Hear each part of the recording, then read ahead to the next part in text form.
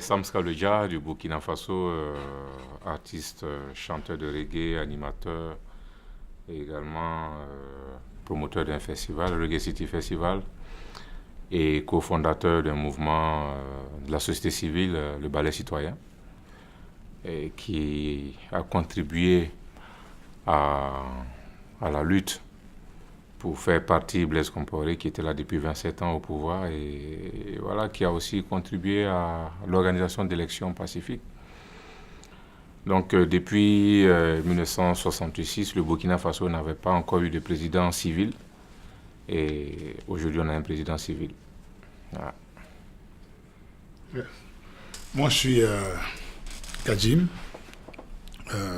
auteur, compositeur, interprète, mais apparemment le titre qui me colle le mieux, c'est celui d'agitateur. Et je suis musicien, animateur d'ateliers d'écriture, animateur radio, télé, quoi d'autre. Je fais mille et une choses, mais bon, on me connaît pour mon action dans la rue, mais aussi mon engagement humanitaire, parce que je travaille avec beaucoup d'ONG et d'associations humanitaires. Pour nous, on est une génération qui, à la différence en ajout de celle, par exemple, de Marley qui chantait So Much Thing to Say, nous on veut chanter So Much Thing to Do, parce qu'en plus de dénoncer, on éprouve vraiment le besoin d'être dans l'action, de joindre l'acte à la parole. Donc ça fait un peu plus de 20 ans que j'écume les scènes, tant abidjanaises qu'internationales. Voilà, on est là, on fait le boulot à plein temps. Voilà. Là, dans le cadre du festival, vous êtes un peu vous êtes le penchant reggae, parce que la thématique c'est plutôt hip-hop ou rap politique engagé. Bon, les termes bougent, mais l'idée c'est ça. Ça se marie, vous les connaissez là, tous ces gars-là? Oui, mais d'abord, il est important que les gens se rendent compte qu'en Afrique, la frontière entre le hip-hop et le reggae est très fine. Moi, j'ai commencé dans le hip-hop. Les possis auxquels j'appartenais, c'était des possis hip-hop. J'étais chanteur de reggae, mais j'étais dans le possis qui était 100% hip-hop. Mes premières chansons, je les ai composées sur des beats hip-hop. Et donc, je pense même que si vous me voyez sur scène et que vous coupez le son, toute ma gestuelle est hip-hop. C'est un peu ça. La génération d'avant nous était plutôt rock. Alpha Blondy chantait dans Cocody Rock, We Are the Rockers from Zion, Ivory Coast. Ça, c'était leur génération. Nous, on est des hip-hoppers. On est la nouvelle vague reggae abidjanaise est plutôt hip-hop. On va dire africaine même. Et c'est un peu normal donc qu'on se retrouve parce que on est sur le même chemin avec peut-être des démarches différentes. Donc, que ce soit Lexus, Kergy, tous ces gars, nous, on les voit vraiment comme des membres de l'équipe. On joue dans la même équipe, on ne joue pas au même poste. C'est juste ça. Voilà.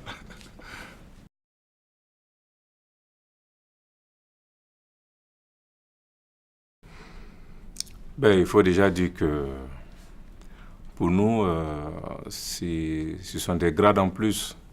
Parce qu'avant, les artistes, c'est juste pour amuser la galerie ou voilà, sortir des CD. Et comme le disait tout à l'heure le frangin Kajim, nous appartenons à une génération qui ne se contente pas d'être engagé sur les CD. On est aussi engagé sur le terrain et de plus en plus politique. Et de pouvoir aujourd'hui être des invités dans une université pour parler de l'expérience d'une organisation au sein de la jeunesse en Afrique, parce qu'on n'en parle pas beaucoup. Aujourd'hui, des artistes se retrouvent au devant de la scène et arrivent à poser un certain nombre de problématiques. La bonne gouvernance et le rêve de tout jeune Africain de pouvoir rester sur place en Afrique et de transformer son espace et de rêver, pour nous aujourd'hui c'est capital, parce que nous appartenons à cette génération, hein, comme Marcus Garvey l'avait dit, on appartient à cette génération qui a beaucoup souffert et nous sommes de cette génération qui ne veut plus souffrir. Et on ne se contente plus de mots, nous allons maintenant dans les actions. Donc, se retrouver devant des universitaires et leur porter le message, et surtout avec des cousins de Paris, c'est pour dire que si ces derniers veulent nous écouter, c'est parce que il s'inspire de ce qui se passe en Afrique. Et on a les mêmes galères. Sankara l'avait dit, ceux qui nous exploitent au sud sont les mêmes.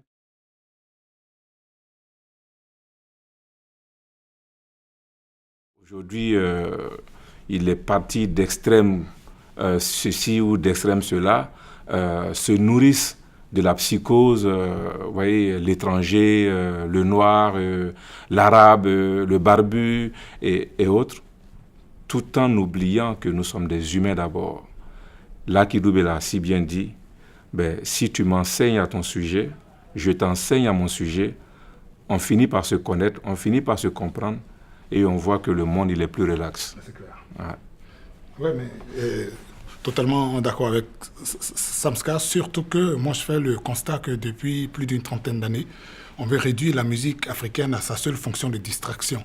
Et or, comme vous le savez, même dans nos villages, la musique avait la fonction d'élévation, d'éducation, avant la distraction. Et on se bat donc pour dire que il y a du sens et de la signification dans ce qu'on fait et de venir rencontrer des gens ici à Paris. Je pense que c'est forcément enrichissant. En plus de cela, une des choses qui me touche chaque fois qu'il y a ce genre de rencontre, c'est que ça te permet de rencontrer d'autres frères d'Afrique. Je veux dire, moi, il y a longtemps que j'entends parler de Cœur Guy. C'est à Paris que je les rencontre, alors que je suis à Abidjan. Là, en ce moment, voilà, c'est ma première fois de les croiser. Moi, je suis à Abidjan, ils sont à Dakar, juste à côté. Mais la circulation entre artistes est tellement problématique qu'il n'y a qu'à l'occasion de ce genre de rencontres qu'on peut se croiser. D'ailleurs, on s'est promis de très très vite rattraper le retard, voilà, quoi, pour le faire. Et c'est dire que si on vient ici, c'est sûrement pour partager notre expérience, mais aussi apprendre, parce que de ce genre de rencontres, on sort forcément enrichi entre les expériences des uns et des autres. Même il y a des questionnements peut-être qu'on n'a jamais eus, qu'on aura au sortir de ce colloque et de ces rencontres. Et nous, on s'enrichit même musicalement. Nos inspirations s'enrichissent de ce genre de rencontres. Donc, pour moi, c'est forcément quelque chose de positif. On essaiera chacun d'apporter son vécu à ce colloque. Voilà. Et ouais, là-dessus, pour rebondir là-dessus, c'est la première fois que tout le monde est réuni. Enfin, pas tout le monde, c'est impossible de réunir tout le monde. Il y en a d'autres, j'imagine, mais c'est la première fois que autant de gens d'Afrique engagés politiquement sont réunis sous le même toit. Ici, peut-être, oui. Ici, peut-être. Mais comme je le disais un peu plus haut, aujourd'hui, nous avons pris conscience d'une chose. Chacun, dans son trou, ne pourra rien faire. Et j'appartiens à un mouvement, le Ballet Citoyen, qui a pour devise notre nombre et notre force. Et s'organiser, c'est gagner. Donc, aujourd'hui, il parlait tout à l'heure de Cœur Guy du Sénégal avec Y'en a marre. Et on travaille avec un certain nombre de frères sur le continent. Filimbi au Congo, Y'en a marre et au Sénégal, et la Lucha, et tous ces mouvements aujourd'hui politiques, c'est de travailler, de faire en sorte que nous puissions avoir ce que Didier Awadi a appelé, c'est très sympathique, hein, Didier Awadi a appelé l'international des fouteurs de merde. Oui, il faut qu'on y arrive. Il faut qu'on y arrive et il y en a qui ont peur du fait que Donald Trump soit élu aux États-Unis. Ouais, il a des discours qui font peur. Mais moi, ce que je vois de positif en ça, c'est que c'est des hommes d'affaires qui viennent au pouvoir. C'est des artistes qui prennent la parole. Ça veut dire quoi? Que dans quelques années à venir, ceux qui ont fait de la politique leur métier vont se retrouver au chômage. Parce que j'ai une chanson qui dit que le chien ne peut pas changer sa façon de s'asseoir. Les politiciens, ils sont partout pareils. Gauche, droite, centre et autres. Quand ils viennent, il y en a qui pensent qu'il n'y a que eux pour faire de la politique. Et quand, par exemple, des organisations de la société civile se mêlent du débat politique, on dit oui, voilà, il doit y avoir une frontière entre ceci et cela, et continuent de se faire exploiter, continuent de se faire manipuler par des gens qui, au bout du compte, n'ont rien à foutre des populations. Pourtant, nous sommes là, nous avons des réalités, des difficultés. Mais il suffit juste que des gens se mettent ensemble, posent le débat et cherchent la solution. On a eu au Burkina un militaire, Thomas Sankara, qui avait une aspiration, qui avait sa vision du pouvoir politique. Ne pas user du pouvoir politique pour exploiter le peuple. Il utilise le pouvoir politique pour permettre au peuple de se libérer. Donc aujourd'hui, des organisations de la société civile qui s'organisent à l'échelle du continent, qui vont bousculer les professionnels politiciens pour leur dire, voilà, certes, vous réfléchissez, vous avez des idées, des gens les mettent en pratique, mais ce qu'on constate aujourd'hui, c'est que vous n'êtes plus là pour nous, vous ne représentez plus rien pour nous, on va se prendre en charge et puis transformer notre continent. Sur ce type de rencontre à Paris, c'est super important qu'on se rencontre ici, surtout à cause du retentissement que cela a, des répercussions que cela peut avoir. Mais sur le continent, je pense que, comme je le dis, quand on est poussière, il faut en avoir conscience et se mettre en tas. Et sur le continent, le mouvement a été amorcé depuis un bout de temps.